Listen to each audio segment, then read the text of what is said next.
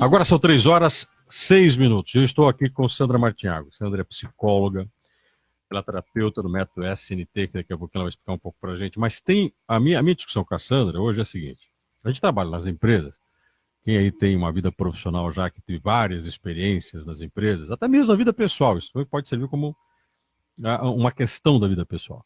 A gente tem que se comunicar com as pessoas, né? A gente está numa empresa, a gente tem que, às vezes, pedir, a gente é solicitado, nos informam certas ações dentro das empresas, e às vezes o dito é não dito. Ou seja, as pessoas falam, o outro parece que está escutando, mas nem sempre está te entendendo.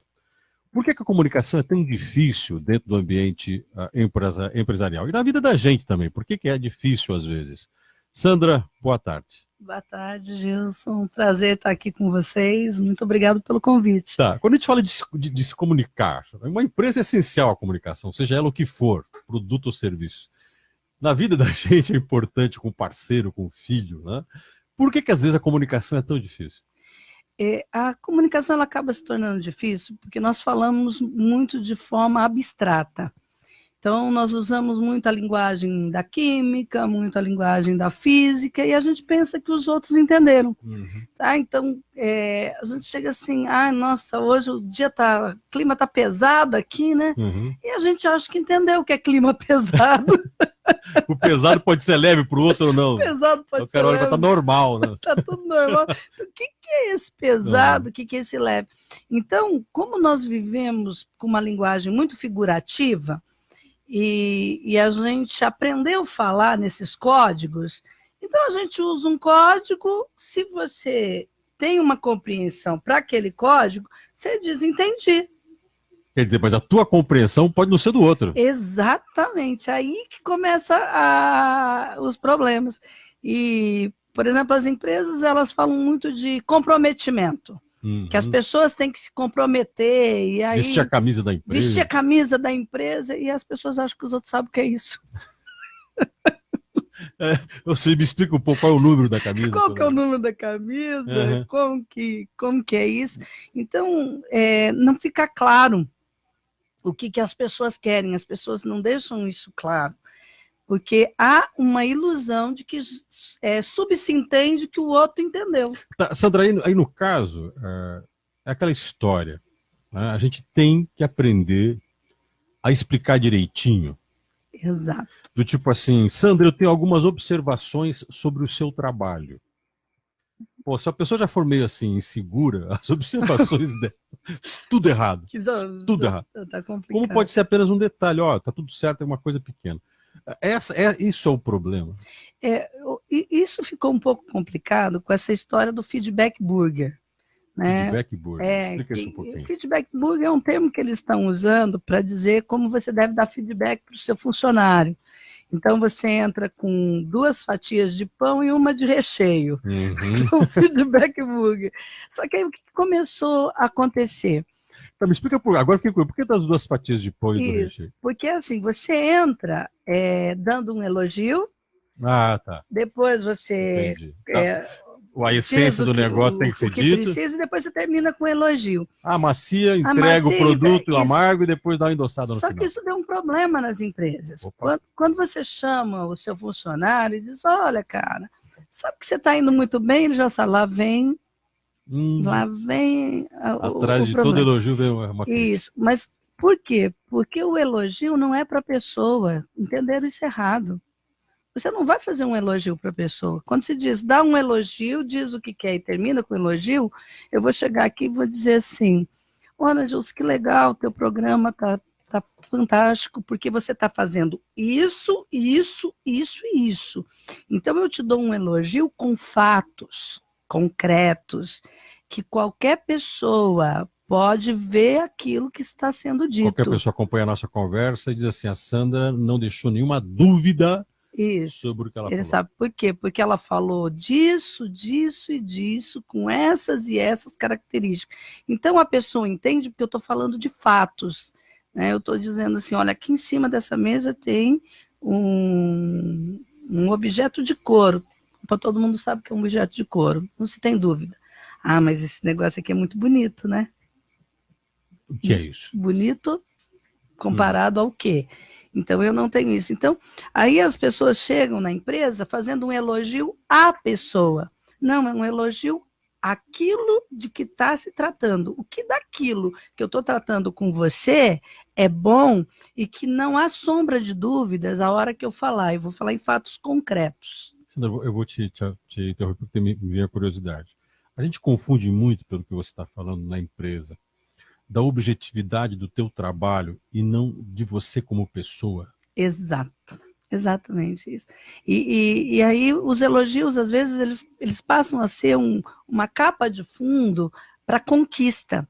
Só que isso prejudica muito o feedback, porque as pessoas elas gostam de elogios sinceros e concretos. Quando ela percebe que você está dando elogio para ganhar alguma coisa, depois isso não vai funcionar mais no feedback. Então, eu tenho que dar um feedback com um elogio concreto, com fatos, com clareza. Depois eu digo com fatos aquilo que não está bom. Porque eu não posso dizer assim, você não está comprometido. Você precisa melhorar. No quê? No quê? É comparado ao quê? Baseado em quê? Então, as pessoas, olha, você está chegando atrasado, você não tem comprometimento. Opa, o que é isso? Não sei o que é chegar. Então, atrasado eu posso medir. Eu tenho que entrar às 8, estou chegando às 8h20. Tudo bem. Ó, por que você está chegando? Porque eu estou com um problema em casa. Não, o que é esse problema? Porque eu preciso entender se esse problema que está em casa é algo que, se não for resolvido, vai prejudicar o desempenho na família, ou se esse problema em casa é um problema dele. E isso não me interessa diante do resultado, porque ele foi contratado por um salário para produzir determinada coisa. Se isso não está acontecendo, eu não tenho por que manter esse funcionário, ainda que ele esteja com problema em casa. Agora, se o problema em casa é algo que a empresa tem que, de repente, ajudar ou apoiar, porque é lícito fazer isso, tudo bem. Senão eu vou dizer para ele, olha, você precisa resolver isso porque eu preciso de você aqui para isso. Então, é muito claro de que eu não tenho nada a ver com isso, não significa que eu não estou nem aí para o seu problema. Exatamente. Eu não quero que você vai se danar com o seu problema, eu quero simplesmente dizer que eu tenho um compromisso com você que começa às 8. Exato. E aí eu posso, se eu tenho as coisas muito claras, acaba as desculpas, né? Acaba as más interpretações dentro de uma empresa, né? Porque nós passamos a falar do que é palpável. Agora, vamos bagunçar um pouco essa conversa. Né? Achei muito legal, ficou muito claro o que você quis dizer. Com feedback muito claro. Agora, a gente tem nas empresas aquela objetividade necessária, que você descreveu muito bem, na comunicação, o que estou avaliando, do que estou falando, detalhar o que eu estou falando, da dimensão clara do que a gente está falando. Só que as pessoas nas empresas, a gente na vida de uma forma geral, a gente tem os nossos problemas, tem os nossos vícios, né? A gente tem as nossas dificuldades. Por exemplo, tem gente que tem dificuldade por uma questão de insegurança, por medo de ofender, por não saber separar as coisas, e às vezes até porque até ela sabe, mas o outro com quem ela está falando não sabe muito bem separar as coisas, vai confundir alhos com bugalhos. Estou falando de um produto, você está achando que estou falando de você. Como é que a gente vai lidar com isso? Qual é o momento em que a nossa objetividade pode ser perturbada por questões pessoais? E como é que a gente pode fazer para ser claro o tempo todo e não ter medo de ser claro o tempo todo? Então, o que vai prejudicar essa comunicação é o seu canal de preferência para falar. Eu posso deduzir, por exemplo, por você estar no ramo do rádio, que o seu canal preferencial é o auditivo. Então, para você, as coisas têm que ser faladas bem claras, o tom de voz tem que ter um ritmo, se ele altera, isso pode te perturbar. Né? Então, quando eu for falar com você, eu não adianta chegar para você e dizer assim, ô Gilson, você viu aquilo que estava ali? Você vai dizer, viu? Não vi nada. Eu não vi nada. Não prestei atenção. Aí você diz, não prestei atenção. Não prestei atenção à linguagem do auditivo. Aí eu tenho que ouvir. Você ouviu isso que falaram? Você ouviu isso? Tá. Você está por dentro do que estão falando? né? Aí você fala com uma pessoa que é sensitiva, que é mais emocional, mais sensitiva, você diz assim, você está ouvindo o que o povo está dizendo? Ah, não, eu não estou ouvindo nada não, mas eu estou sentindo que isso não vai dar certo. Mas não tem que sentir nada, você tem que ouvir. Ô, gente, vamos ver o que está acontecendo? Quer dizer, daqui a pouco você está brigando. Porque um vê, o outro sente, o outro escuta. Entendi. E todo mundo está falando da mesma coisa. Aí que tá, os canais de comunicação dentro de uma empresa, ele tem que privilegiar aquele que é mais sensitivo, visual, auditivo. Como é que a gente pode cercar para que ninguém tire a dúvida e fale assim, eu não ouvi nada disso, eu nunca vi falar disso, né? Isso. O líder, ele precisa ser poliglota. Ele tem que falar a língua dos anjos. Tem que falar a língua dos anjos, e a língua dos homens, e não adianta. Ou ele aprende qual é o canal de cada um dos seus colaboradores, e a hora que ele for dar uma instrução, ele precisa dar instrução no canal daquele colaborador, porque se ele der no canal de preferência dele, o colaborador vai ter que traduzir. Que é quase sempre o que a gente faz, né? A gente vai no nosso canal. Vai no nosso canal, porque no nível de estresse, você sempre vai usar o seu canal de preferência. Então, e que hora que a gente precisa que as pessoas escutem bem ou que façam as coisas bem feitas quando está em estresse? E aí, se eu falo no meu canal de preferência, se o meu canal de preferência é visual e o canal de preferência daquele que vai executar é auditivo, se eu falo no visual, ele não vai entender nada. Ele vai ter que traduzir aquilo. Então, eu já tenho que levar aquela informação de uma forma que ele vá poder executar com rapidez. É aquela história da tal da alteridade. Eu tenho que saber com quem eu estou lidando. Exato. Como é que a pessoa que eu estou lidando, ela vê as coisas, ouve as coisas, ou sente as coisas. Exatamente. E eu preciso saber que isso não é um problema dela. Não. É a forma como ela capta a informação, Exato. como ela digere a informação. Exato, porque nós percebemos o mundo através dos sentidos. E esse mundo ele vai entrar pelos sentidos e depois isso vai ser ainda passado pelo seu sistema de crença. Então, um líder ele precisa entender como a pessoa capta a informação e ele precisa estar apto a captar as crenças limitantes. Bom, então vamos para a crença agora. A gente fala de crença, pensa em religião, pensa fé, que ajoelha aí e reza. Mas tem outras coisas que envolvem crença. Vamos ver se eu entendi o que é essa crença. Tá? Eu tenho dentro do ambiente de trabalho pessoas dos mais diferentes perfis. Eu tenho algumas pessoas que falam um pouco, fazem muito, pessoas que falam muito, fazem pouco. Tem pessoas que acreditam que o que ela faz é sempre o certo, tem dificuldade de entender que elas estão erradas.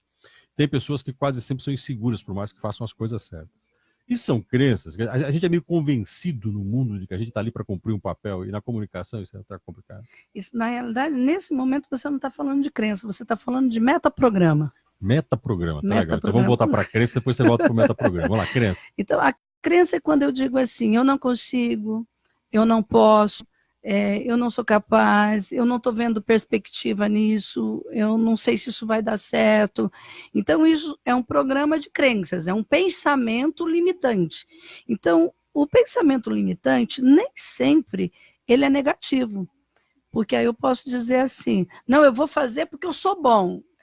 Deixa comigo que eu resolvo. Eu resolvo. E qual a evidência disso?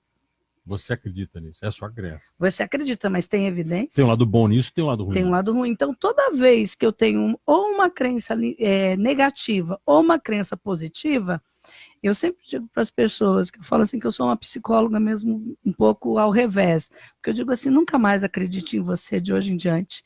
Se você nunca mais acreditar em você, você vai bem na vida. Duvide de você. Duvide de você o tempo todo. O tempo todo. Quem disse que eu posso? Baseado em quê? E quem disse que eu não posso? Baseado em quê? Como é que a gente resolve isso? Porque para algumas pessoas questionar essas crenças é como ficar numa areia movediça, porque eu preciso de um chão para poder fazer a minha ação. Eu não posso viver nesse mundo sem crenças. Isso é fato. Agora, o problema é que as pessoas acreditam nas suas crenças e pensam que elas são verdades eternas. Então, tem pessoas que nunca estão dispostas a abrir mão de uma crença em nenhum momento, porque ela pensa que ela acreditou aquilo a vida toda. E ela não leva em conta que o sistema condicionou, A religião condicionou, a família condicionou, a sociedade que ela vive condicionou, e às vezes ela está defendendo verdades que ela nunca pensou sobre. Entendi. Esse que é o grande problema Aquela coisa das de herdar crenças. certas crenças de família, de cultura, de ambiente. Quer Exato. dizer, ser convencido é bom para algumas situações, mas de repente pode fazer você bater com a cara no chão. Passar a vida inteira defendendo uma ideia e que você nem mesmo acredita naquilo, mas porque você ouviu a vida inteira que é daquele jeito. Aí voltamos para a comunicação. A crença, ela pode prejudicar a comunicação de uma empresa? Pode, porque eu posso defender uma ideia a tal ponto que eu posso eliminar pessoas do meu grupo simplesmente porque ou não acreditam na religião que eu acredito, ou não gostam da cor que eu gosto.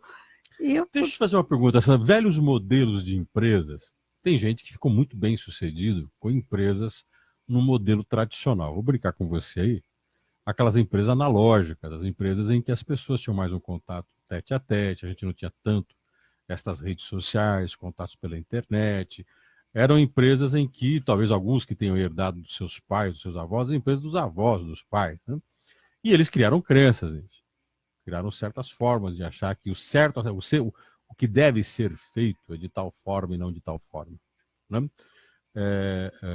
Isso é uma crença, quer dizer, na hora de você fazer uma comunicação, você às vezes anula pessoas nessa comunicação porque você não consegue ser resiliente com as mudanças. Isso tem atrapalhado muito, porque se nós olharmos as pessoas que estão aí numa classe 50, 60 anos, ou eles davam certo. Posso continuar?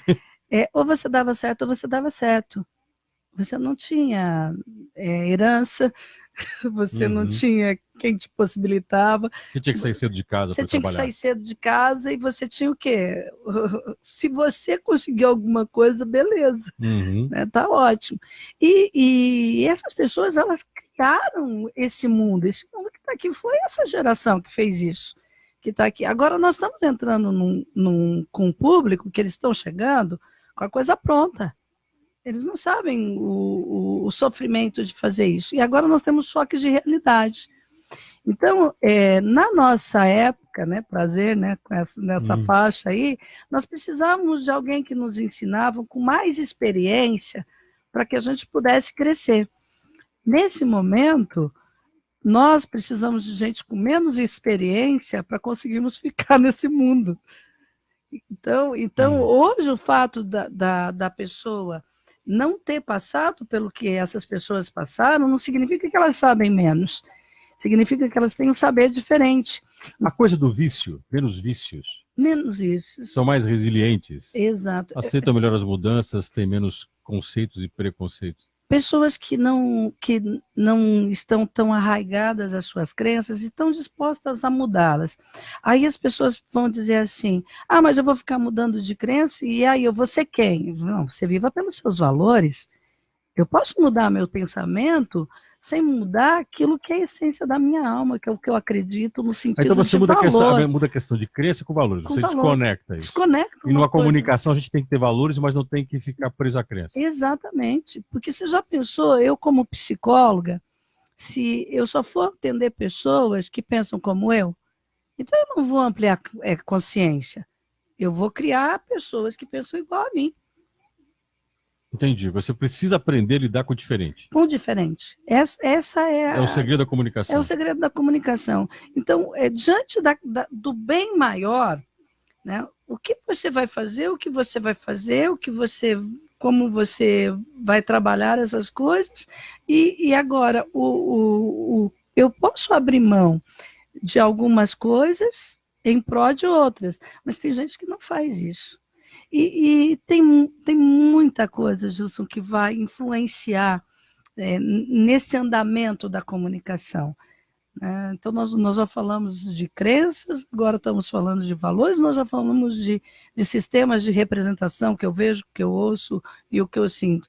Mas ainda tem muita coisa que eu falo assim, que se a gente tiver que observar todos os aspectos da comunicação, não dá para escutar o que a pessoa está falando. Eu conversei com Sandra Martiago, psicóloga. Sandra, muito obrigado pela tua presença aqui na CBN. Eu agradeço esse convite, foi um prazer estar Muito aqui. bom. É sempre Se muito deixar, bom. a gente vai longe. E essa conversa com a Sandra, quem quiser voltar a assistir, e daqui a pouquinho vai estar no nosso site, no cbnmaringá.com.br, vai poder clicar lá e ouvir novamente, mas está também no facebook.com/rádio CBN Maringá. Agora são 3h26.